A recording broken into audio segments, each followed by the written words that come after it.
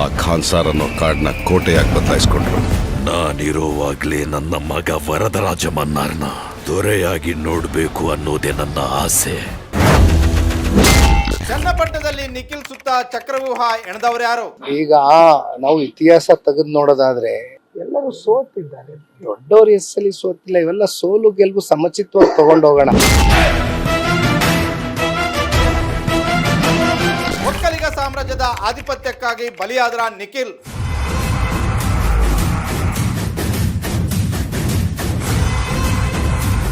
ಒಕ್ಕಲಿಗ ಸಾಮ್ರಾಜ್ಯದ ಆಧಿಪತ್ಯಕ್ಕಾಗಿ ಏನೆಲ್ಲ ನಡೀತು ಗೊತ್ತಾ? ದೇವೇಗೌಡರಿಗೆ ಈಗಾಗಲೇ ಸಾಕಷ್ಟು ಹಿರಿತನ, 92 ವರ್ಷದ ಆಜುಬಾಜುನೇ ಇದ್ದಾರೆ. ವಿಶ್ರಾಂತ ಜೀವನ ಮಾಡಬೇಕು. ಸ್ವಂತ ಮೊಮ್ಮಗನಿಗೋಸ್ಕರ ಈ ಥರ ಬಡಬಡಾಯಿಸ್ತಾರೆ ಅಂತ ಅನ್ನಿಸ್ತು. ಹಾಗಾಗಿ ಅವರು ಕೂಡ ಯೋಚನೆ ಮಾಡಬೇಕು. ಇವತ್ತು ರಾಜಕೀಯದಿಂದ ನಿವೃತ್ತರಾಗಿ ವಿಶ್ರಾಂತ ಜೀವನ ತಗೋಬೇಕು. ಇಲ್ಲೂ ಕೂಡ ಕುರ್ಚಿಗೋಸ್ಕರ ಕುತಂತ್ರ ನಡೀತಿತ್ತು. ಮೈ ಡಿಯರ್ ವೀಕ್ಷಕರೇ, ಚನ್ನಪಟ್ಟಣ ಬೈ ಎಲೆಕ್ಷನ್ ಜಸ್ಟ್ ಒಂದು ಎಲೆಕ್ಷನ್ ಅಲ್ಲ, ಅದೊಂದು ಮೆಸೇಜ್. ಅದು ಬರೀ JDS ಪಕ್ಷಕ್ಕೆ ಕೊಟ್ಟ ಮೆಸೇಜ್ ಅಲ್ಲ, ಇಡೀ ಒಕ್ಕಲಿಗ ಸಮುದಾಯಕ್ಕೆ ಕೊಟ್ಟಂತಹ ಒಂದು ಮೆಸೇಜ್. ಅದು DK ಶಿವಕುಮಾರ್ ಅವರ ಸಾಮರ್ಥ್ಯವನ್ನ ಹೊರಗೆ ಹಚ್ಚಿದ ಎಲೆಕ್ಷನ್. CP ಯೋಗೇಶ್ವರ್ ಅವರ ರಾಜಕೀಯ ಭವಿಷ್ಯ ನಿರ್ಧಾರ ಮಾಡಿದ ಎಲೆಕ್ಷನ್. ದೇವೇಗೌಡರು ಹಾಗೂ ಕುಮಾರಸ್ವಾಮಿ ಅವರ ತಾಕತ್ತು ಕಡಿಮೆ ಆಗ್ತಿದೆ ಅನ್ನೋ ಮೆಸೇಜ್ ಕೊಟ್ಟ ಎಲೆಕ್ಷನ್. ಎಲ್ಲಕ್ಕಿಂತ ಮುಖ್ಯವಾಗಿ ಒಕ್ಕಲಿಗ ಸಾಮ್ರಾಜ್ಯದ ಅಧಿಪತಿ ಯಾರು ಅನ್ನೋದನ್ನ ಕನ್ಫರ್ಮ್ ಮಾಡಿದ ಎಲೆಕ್ಷನ್.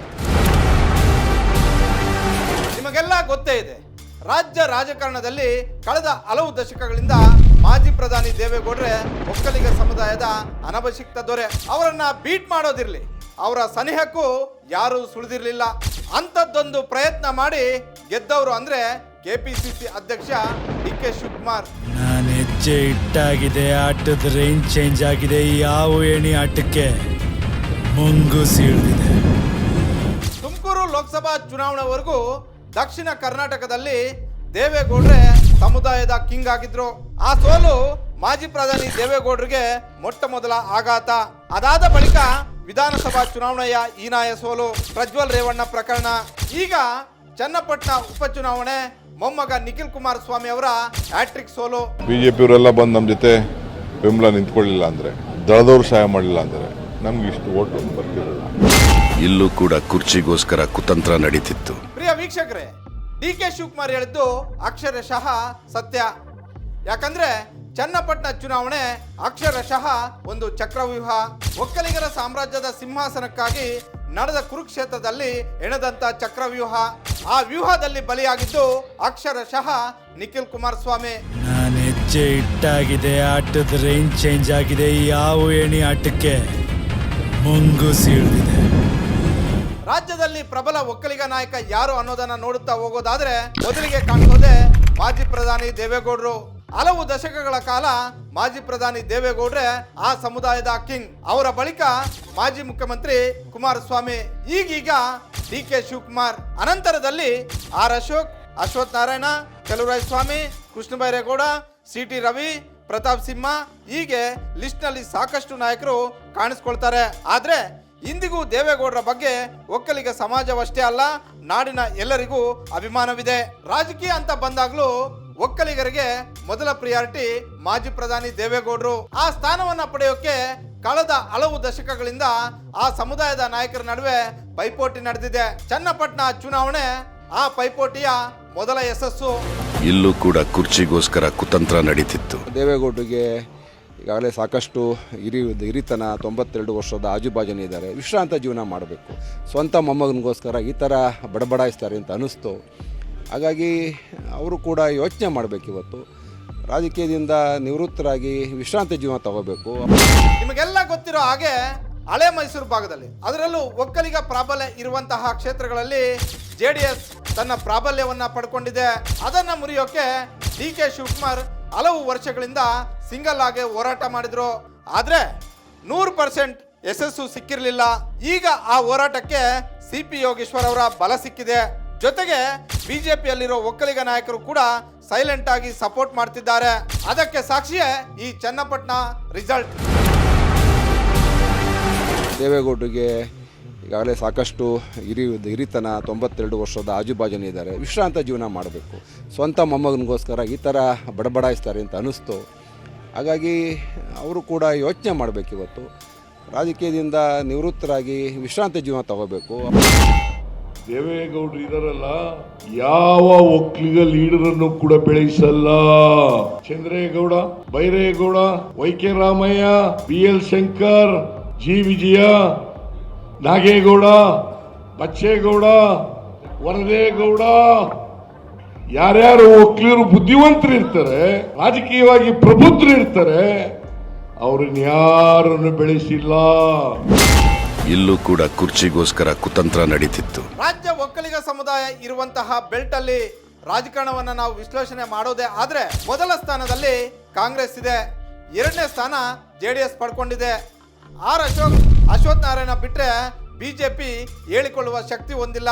ಹಾಸನದಲ್ಲಿ ಪ್ರೀತಮ್ ಗೌಡ ನೆಲ ಕಚ್ಚಿದ್ರು, ಮೈಸೂರಿನಲ್ಲಿ ಪ್ರತಾಪ್ ಸಿಂಹ ಸೈಲೆಂಟ್ ಆದ್ರು, ಚಿಕ್ಕಮಗಳೂರಿನಲ್ಲಿ CT ರವಿ ಸೋತಿದ್ದಾರೆ, ಮಂಡ್ಯದಲ್ಲಿ ಕಾಂಗ್ರೆಸ್ ಗಟ್ಟಿಯಾಗಿದೆ, ರಾಮನಗರ ಕಾಂಗ್ರೆಸ್ ಮಯವಾಗಿದೆ, ತುಮಕೂರಿನಲ್ಲೂ ಕಾಂಗ್ರೆಸ್ ಬಾವುಟ ಹಾರಿದೆ, ಮೈಸೂರಿನಲ್ಲೂ ಕಾಂಗ್ರೆಸ್ನದ್ದೇ ದರ್ಬಾರ್. ಸದ್ಯಕ್ಕೆ ಒಕ್ಕಲಿಗ ಬೆಲ್ಟ್ನಲ್ಲಿ ಕಾಂಗ್ರೆಸ್ ಅನ್ನ ಮಣಿಸೋದು ಸುಲಭವಲ್ಲ. ಇಲ್ಲಿ JDS ಕಡಿಮೆ ಸ್ಥಾನ ಹೊಂದಿದ್ರು ಕುಮಾರಣ್ಣನ ಪ್ರಭಾವ ಹೆಚ್ಚುತ್ತಿದೆ, ಬಿಜೆಪಿಯ ಬಲ ಕಡಿಮೆಯಾಗುತ್ತಿದೆ. ಬೈ ಎಲೆಕ್ಷನ್ ನಲ್ಲಿ ಕುಮಾರಸ್ವಾಮಿ ಅವರ ಸ್ಪೀಡ್ ಹೇಗಿತ್ತು ಅಂತ ಹೇಳಿದ್ರೆ, ಒಂದು ವೇಳೆ ನಿಖಿಲ್ ಕುಮಾರಸ್ವಾಮಿ ಅವರು ಚನ್ನಪಟ್ಟಣದಲ್ಲಿ ಗೆದ್ದಿದ್ದೇ ಆಗಿದ್ರೆ ಎರಡೂ ಪಕ್ಷಗಳು ಕೂಡ ಮಾಜಿ ಮುಖ್ಯಮಂತ್ರಿ ಹಾಲಿ ಕೇಂದ್ರ ಸಚಿವ ಕುಮಾರಸ್ವಾಮಿ ಅವರೇ ಲೀಡರ್ ಆಗ್ತಿದ್ರು. ಅವರ ಮಾತಿಗೆ ಬಿಜೆಪಿಯ ಹೈಕಮಾಂಡ್ ಮನ್ನಣೆ ಆಗ್ತಿತ್ತು. ಇತ್ತ ಬಿಜೆಪಿಯ ನಾಯಕರುಗಳನ್ನ ಬಿಜೆಪಿಯ ಹೈಕಮಾಂಡ್ ಕಡೆಗಣಿಸ್ತಾ ಇತ್ತು. ಇದಕ್ಕೆ ಎಚ್ಚೆತ್ತುಕೊಂಡಂತಹ ನಾಯಕರುಗಳು ಚನ್ನಪಟ್ಟಣದಲ್ಲಿ ಚಕ್ರವ್ಯೂಹ ರಚನೆ ಮಾಡಿದ್ರು. ಆ ಖಾನ್ಸಾರ್ ಅನ್ನೋ ಕಾರ್ಡ್ನ ಕೋಟೆಯಾಗಿ ಬದಲಾಯಿಸ್ಕೊಂಡ್ರು.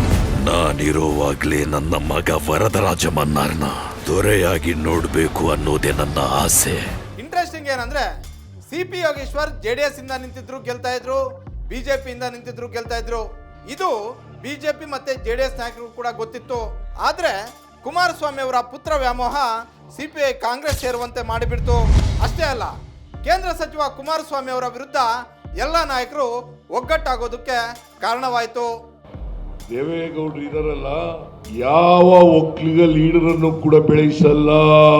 Chandregowda, Byregowda, Y K Ramaiah, BL Shankar, G Vijaya, Nagegowda, Bachegowda, Varadegowda, ಯಾರ್ಯಾರು ಒಕ್ಕಲಿಗರು ಬುದ್ಧಿವಂತರು ಇರ್ತಾರೆ, ರಾಜಕೀಯವಾಗಿ ಪ್ರಬುದ್ಧರು ಇರ್ತಾರೆ, ಅವ್ರನ್ನ ಯಾರನ್ನು ಬೆಳೆಸಿಲ್ಲ.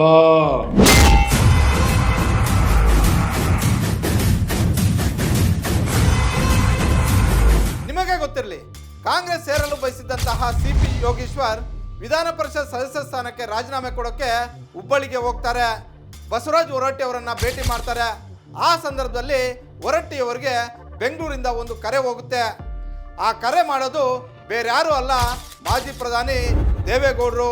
ಯಾವುದೇ ಕಾರಣಕ್ಕೂ ಸದ್ಯಕ್ಕೆ ರಾಜೀನಾಮೆಯನ್ನ ಅಕ್ಸೆಪ್ಟ್ ಮಾಡಬೇಡ ಅನ್ನುವಂತಹ ಸಲಹೆಯನ್ನ ಕೊಟ್ಟಿದ್ರು ಅನ್ನೋದು ಈ ಕ್ಷಣದಲ್ಲಿ ಚರ್ಚೆ ಆಗ್ತಾ ಇದೆ. ಅದಕ್ಕೆ ಕೌಂಟರ್ ಆಗಿ ಬಿಜೆಪಿಯ ನಾಯಕರು ಹೊರಟ್ಟಿ ಅವರಿಗೆ ಕರೆ ಮಾಡಿ ರಾಜೀನಾಮೆಯನ್ನ ಅಂಗೀಕರಿಸಿ ಅಂತ ಸಲಹೆ ಕೊಟ್ಟಿದ್ರು ಎನ್ನಲಾಗ್ತಾ ಇದೆ. ಯಾಕಂದ್ರೆ ನಿಖಿಲ್ ಅವರಿಗೆ ಹಗಲಲ್ಲಿ ಓಪನ್ ಆಗಿ ಪ್ರಚಾರ ಮಾಡಿದಂತಹ ಬಿಜೆಪಿಯ ನಾಯಕರು ರಾತ್ರೋರಾತ್ರಿ CPI ಪರ ನಿಂತಿದ್ರು ಅನ್ನೋ ಸಂಗತಿ ಗುಟ್ಟಾಗೇನು ಉಳಿದಿಲ್ಲ. ಎಲ್ಲರ ಉದ್ದೇಶ ಒಂದೇ ಆಗಿತ್ತು, ನಿಖಿಲ್ ಕುಮಾರಸ್ವಾಮಿ ಅವರನ್ನ ಅರಕೆಯ ಕುರಿ ಮಾಡೋದು.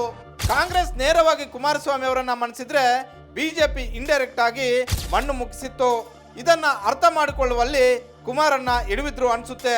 ಅರ್ಥ ಮಾಡಿಕೊಳ್ಳಲಿಲ್ಲವೋ ಇಲ್ಲವೇ ಅತಿಯಾದ ಆತ್ಮವಿಶ್ವಾಸದಲ್ಲಿದ್ರೋ ಗೊತ್ತಿಲ್ಲ. ಈಗ ನಾವು ಇತಿಹಾಸ ತೆಗೆದು ನೋಡೋದಾದ್ರೆ ಎಲ್ಲರೂ ಸೋತಿದ್ದಾರೆ, ದೊಡ್ಡವರು ಎಸ್ಸಲ್ಲಿ ಸೋತಿಲ್ಲ. ಇವೆಲ್ಲ ಸೋಲು ಗೆಲುವು ಸಮಚಿತ್ವಾಗಿ ತಗೊಂಡೋಗೋಣ. ಟೋಟಲ್ ಆಗಿ JDS ಸೋತಿದೆ, ಕಾಂಗ್ರೆಸ್ ಗೆದ್ದಿದೆ. ಸ್ಪರ್ಧೆ ಮಾಡದೇ ಇದ್ರೂ ಕೂಡ ಬಿಜೆಪಿ ಸಂಭ್ರಮಿಸಿದೆ. ಯಾಕಂತ ಹೇಳಿದ್ರೆ CP ಯೋಗೇಶ್ವರ್ ಕಾಂಗ್ರೆಸ್ ಅಲ್ಲೇ ಇರ್ತಾರೆ ಅನ್ನೋ ನಂಬಿಕೆ ಬಿಜೆಪಿ ಅವರಿಗೆ ಇಲ್ಲ. ಚನ್ನಪಟ್ಟಣದ ಮುಂದಿನ ಚುನಾವಣೆಯಲ್ಲಿ ಮತ್ತೆ ಬಿಜೆಪಿಗೆ ವಾಪಸ್ ಆಗಬಹುದು. ಆ ಮೂಲಕ ಒಕ್ಕಲಿಗ ಬೆಲ್ಟ್ನಲ್ಲಿ ಬಿಜೆಪಿಗೆ ಅವಕಾಶ ಸೃಷ್ಟಿಯಾಗಬಹುದು. ಈ ಮೆಸೇಜ್ ಹೈಕಮಾಂಡ್ಗೂ ತಲುಪುತ್ತೆ. ಮಗನನ್ನೇ ಗೆಲ್ಲಿಸ್ಕೊಳ್ಳೋಕೆ ಆಗದ ಕುಮಾರಸ್ವಾಮಿ ಅವರಿಂದ ಮೈತ್ರಿಗೆ ಲಾಭವಿಲ್ಲ ಎನ್ನುವ ಸಂದೇಶ ರವಾನೆಯಾಗುತ್ತೆ. ಬಿಜೆಪಿ ಒನ್ಸ್ ಅಗೈನ್ ಸಿಂಗಲ್ ಆಗಿ ಫೈಟ್ ಮಾಡುವ ಬಗ್ಗೆ ಯೋಚಿಸುತ್ತೆ. ಅದೇನೇ ಇರಲಿ, ಚನ್ನಪಟ್ಟಣದ ಫಲಿತಾಂಶ ಕೇವಲ ಚನ್ನಪಟ್ಟಣಕ್ಕಷ್ಟೇ ಸೀಮಿತ ಆಗಿಲ್ಲ.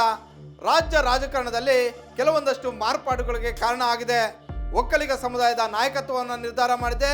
ಜೊತೆಗೆ ಯಾವ ಭಾಗದಲ್ಲಿ ಯಾವ ಲೀಡರ್ ಸ್ಟ್ರಾಂಗು ಅನ್ನುವಂತಹ ಸಂದೇಶವನ್ನು ಕೊಟ್ಟಿದೆ. ಇವತ್ತು ನಿಲ್ಲಬೇಕು ಅಂತ ಏನಿರಲಿಲ್ಲ. ಅವತ್ತು ಕುಮಾರಸ್ವಾಮಿಯವರು ಯಾವಾಗ ವಿಜಯ ಇಲ್ಲದೇ ಯಾರೋ ಬೇರೆ ಸಾಮಾನ್ಯ ಕಾರ್ಯಕರ್ತರು ನಿಲ್ಲಿಸಿ ಬಲಿ ಕೊಟ್ಟರು ಅನ್ನೋ ಉದ್ದೇಶಕ್ಕೋಸ್ಕರ ಕುಮಾರಸ್ವಾಮಿಯವರು ಅವ್ರ ಮಗನ ನಿಲ್ಲಿಸಿದ್ರು. ಮುಂದೆ ರಾಜಕೀಯ ಅವ್ರಿಗೆ ಒಳ್ಳೆಯ ಭವಿಷ್ಯ ಇದೆ. ಅವ್ರ ಮುಂದಿನ ದಿನದಲ್ಲಿ ರಾಜ್ಯ ಸುತ್ತಾರೆ, ಜಿಲ್ಲೆ ಸುತ್ತಾರೆ, ಚನ್ನಪಟ್ಟಣದಲ್ಲೂ ಕೆಲಸ ಮಾಡ್ತಾರೆ. ಜನತೆ ಆಶೀರ್ವಾದ ಕೊಟ್ಟರೆ ಅವ್ರಿಗೆ ಒಳ್ಳೆಯದಾಗುತ್ತೆ. ನಾನಿರೋವಾಗ್ಲೇ ನನ್ನ ಮಗ ವರದರಾಜ ಮನ್ನಾರ್ನ ದೊರೆಯಾಗಿ ನೋಡ್ಬೇಕು ಅನ್ನೋದೇ ನನ್ನ ಆಸೆ. ಎಸ್, ಒಂದು ಸೋಲೇ ಅಲ್ಲ. 1990ರಲ್ಲಿ ಸ್ವತಃ ದೇವೇಗೌಡರು ಸೋತಿದ್ರು. ಅವತ್ತು ಜನತಾದಳ ಗೆದ್ದಿದ್ದು ಕೇವಲ 2 ಸ್ಥಾನ. ಆದರೆ 1994ರಲ್ಲಿ ದೇವೇಗೌಡರು 14 ಸ್ಥಾನಗಳನ್ನು ಗೆಲ್ತಾರೆ. ಜೊತೆಗೆ ದೆಹಲಿಯಲ್ಲಿ ಪ್ರಧಾನಿಯಾಗಿ ಪ್ರಮಾಣ ವಚನ ಸ್ವೀಕಾರ ಮಾಡ್ತಾರೆ. 1994ರಲ್ಲಿ ನಡೆದಂತಹ ವಿಧಾನಸಭಾ ಚುನಾವಣೆಯಲ್ಲಿ 117 ಸ್ಥಾನಗಳನ್ನ ಗೆದ್ದು ದೇವೇಗೌಡರು ಸಿಎಂ ಆಗ್ತಾರೆ. ತದಬಳಿಕ ನಡೆದಂತಹ ಲೋಕಸಭಾ ಚುನಾವಣೆಯಲ್ಲಿ ರಾಜ್ಯದಿಂದ 17 ಸ್ಥಾನಗಳನ್ನ ಗೆದ್ದು ಮತ್ತೆ PM ಆಗ್ತಾರೆ. ಹೀಗಾಗಿ ರಾಜಕೀಯದಲ್ಲಿ ಸೋಲು ಗೆಲುವು ಸಹಜ. ಗೆದ್ದವರು ಕೂಡ ಸೋಲೋದಿಲ್ಲ ಅನ್ನೋ ಗ್ಯಾರಂಟಿ ಇರಲ್ಲ. ಇದೊಂಥರ ಹಾವು ಎಣೆ ಆಟ. ಯಾಕಂದ್ರೆ ಇದು ಪಾಲಿಟಿಕ್ಸ್, ಪಕ್ಕಾ ಪವರ್ ಪಾಲಿಟಿಕ್ಸ್. ಆ ಖಾನ್ಸಾರ್ ಅನ್ನೋ ಕಾಡ್ನ ಕೋಟೆಯಾಗಿ ಬದಲಾಯಿಸ್ಕೊಂಡ್ರು. ಇಲ್ಲೂ ಕೂಡ ಕುರ್ಚಿಗೋಸ್ಕರ ಕುತಂತ್ರ ನಡೀತಿತ್ತು. ನಾನಿರೋವಾಗ್ಲೇ ನನ್ನ ಮಗ ವರದರಾಜ ಮನ್ನಾರ್ನ ದೊರೆಯಾಗಿ ನೋಡ್ಬೇಕು ಅನ್ನೋದೇ ನನ್ನ ಆಸೆ.